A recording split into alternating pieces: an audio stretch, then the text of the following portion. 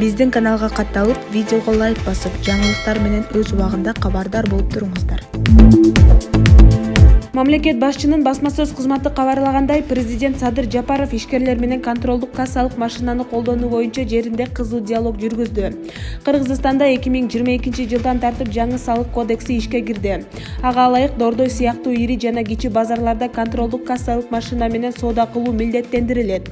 Министрлер кабинетинин көмүскө экономиканы ачыкка чыгарып, бюджетке түшкөн салык бажы төлөмдөрүн көбөйтүү максатын коюп жатат. Буга соодагерлер каршы болуп бир нече ирет митингге чыгышкан.